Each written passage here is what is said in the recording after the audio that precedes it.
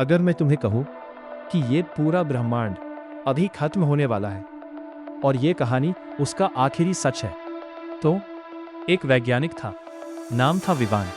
वो ब्रह्मांड के अंत पर रिसर्च कर रहा था। एक रात उसके कंप्यूटर पर अचानक एक सिग्नल आया, जो किसी दूसरे ग्रह से नहीं बल्कि भविष्य से था। और उस सिग्नल में सिर्फ एक लाइन लिखी थी, सब कुछ फिर से शुरू होने वाला है। विवान उस सिग्नल को डिकोड करता है और उसे जो दिखता है वो इंसानियत ने पहले कभी नहीं देखा। ना तारे, ना आकाश, ना समय, बस एक गहरा शून्य। और उस शून्य में एक हलचल, एक कंपन। उस कंपन से निकली एक ऊर्जा, इतनी शक्तिशाली कि उसे देखना भी असंभव था।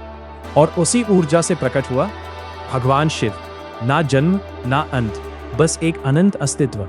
उनकी आंखें बंद थी और पूरा ब्रह्मांड उनकी चेतना में था।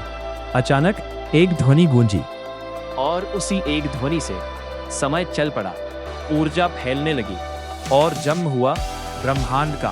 उस ऊर्जा से बने तारे, आकाश गंगाएं फिर प्रकट हुए। ब्रह्मा सृष्टि बनाने के लिए, विष्णु उसे संभालने के लिए, लेकिन सबके पीछे एक ही शक्ति थी, महादेव विवान।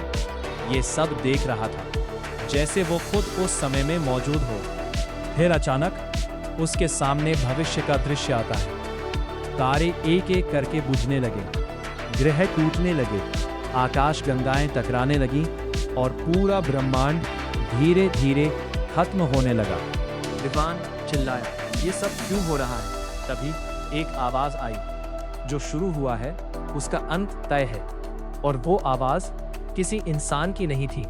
अचानक वही ऊर्जा फिर से प्रकट हुई।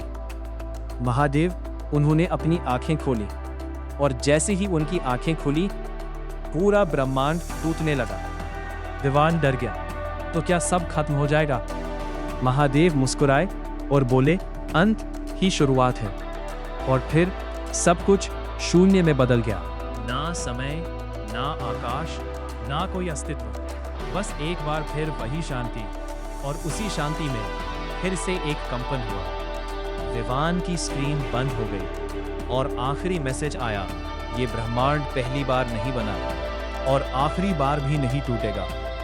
हम सोचते हैं कि हम ब्रह्मांड में रहते हैं, लेकिन सच ये है, हम एक चक्र में फंसे हैं, जहां हर अंत एक नई शुरुआत है।